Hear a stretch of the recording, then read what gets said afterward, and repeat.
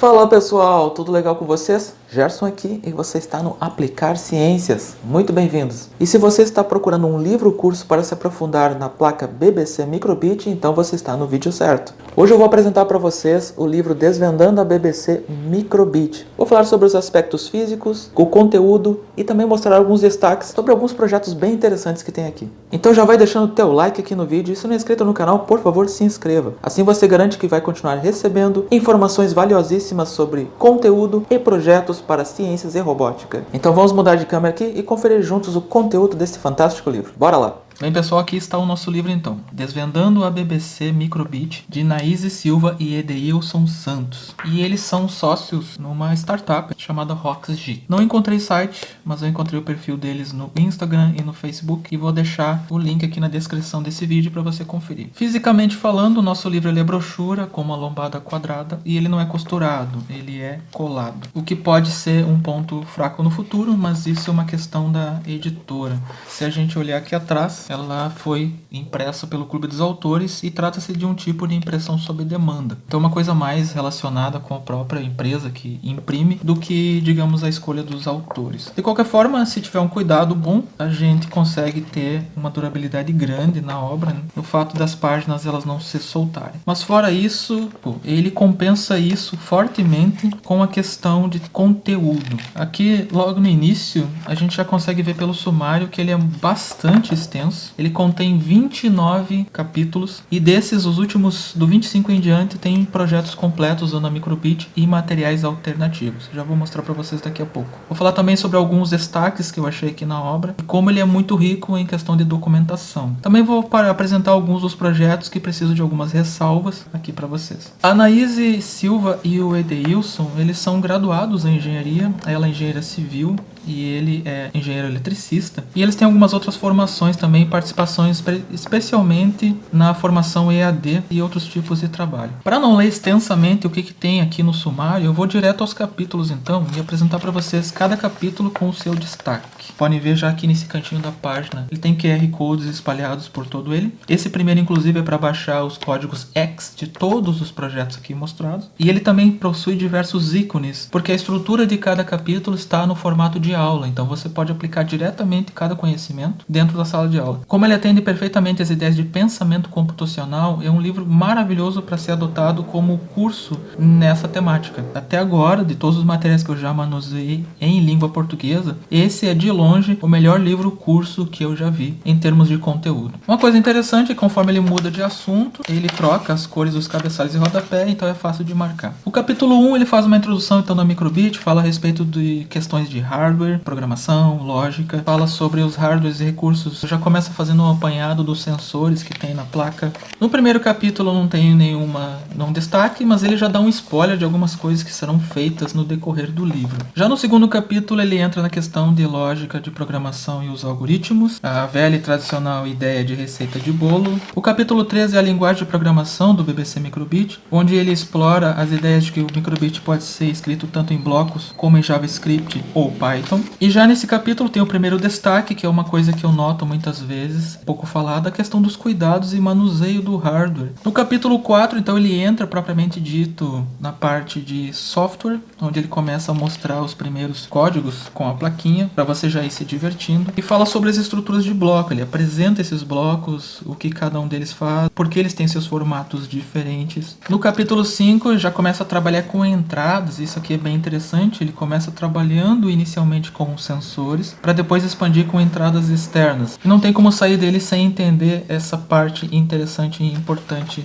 do hardware dela. O capítulo 6, ele já começa com pequenos mini projetos, e eu achei no começo que tinha sido um título errado, que deveria ter sido escrito Criando com Microbit, mas na verdade a gente vai entender, porque o destaque desse capítulo é a parte lúdica de criar um pet, uma espécie de mascote digital. O capítulo 7 entra na questão das variáveis, isso aqui é muito necessário para nós criarmos temos então as lógicas de quando a gente não tem todas as informações necessárias apenas com os blocos. O capítulo 8 ele começa já a explorar os pinos da microbit, essa parte de hardware. E aqui inclusive tem um destaque bastante importante, que é quando você entende não só os pinos grandes, que são os com os quais a gente mais trabalha, mas esses pinos pequenos. E é bem legal porque ao trabalhar com eles, mesmo que você trabalhe com placas de expansão, porque muitas placas de expansão, elas vão aproveitar a maioria desses pinos aqui que a gente não tem contato. Só que tem um detalhe, alguns desses pinos, quando você tenta programar eles na microbit, eles vão ter também ligação com algum outro hardware aqui dentro. Então se você estiver tentando usar o mesmo hardware da placa junto com uma entrada ou saída externa,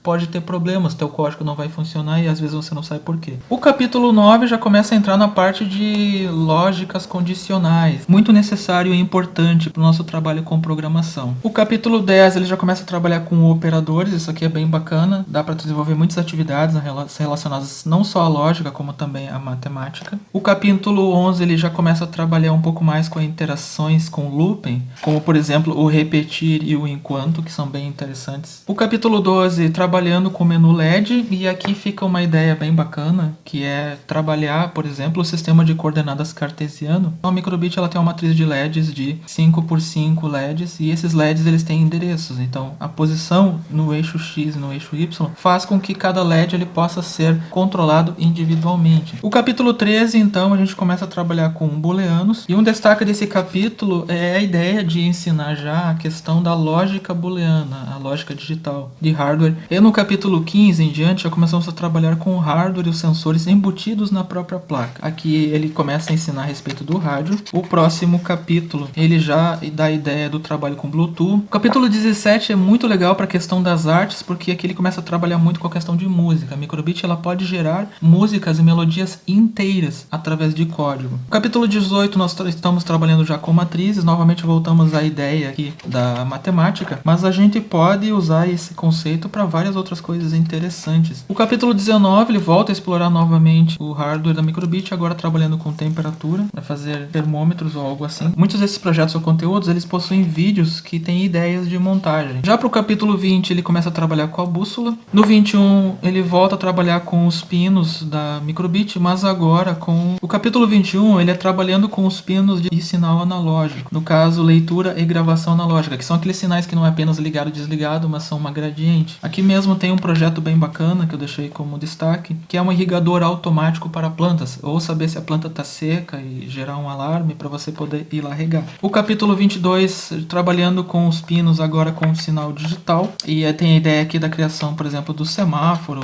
algo legal para a criação de uma aula de trânsito. Agora, no capítulo 23, já estamos trabalhando com a questão do sensor de luminosidade, que ele fica embutido numa parte aqui da placa. E no capítulo 24 ele finaliza então com a maioria dos objetos clássicos que se usa na microbit, e seus recursos bem básicos mesmo. E aqui que ele começa a trabalhar com o servomotor, que são aqueles motorzinhos que tem um controle de ângulo. A maioria deles trabalha apenas com 180 graus, mas já dá para criar muita coisa. Gente, a microbit no simulador dela online, ela aceita quase qualquer coisa ligado nela e simula aquilo funcionando perfeitamente. Mas na vida real, na prática, não é assim. Se você ligar esses componentes muitas vezes diretamente na sua placa, pode acontecer uma fatalidade de ela vir a queimar. Então seria interessante, antes de começar essas montagens desses capítulos mais avançados em diante, você dar uma lida, ter uma boa base da eletrônica dela, como ela funciona. Então a partir desse momento aqui, quando você começa a avançar um pouco, é muito importante que você já comece a pensar em adquirir placas de expansão. Inclusive eu tenho vídeos aqui no canal, você pode conferir, aqui no final pode ser que apareça alguns, mas dá uma olhada ali, sobre dispositivos, como por exemplo a integração com Lego, integração com algumas placas, com alguns carrinhos, com alguns robôs, que podem suprir então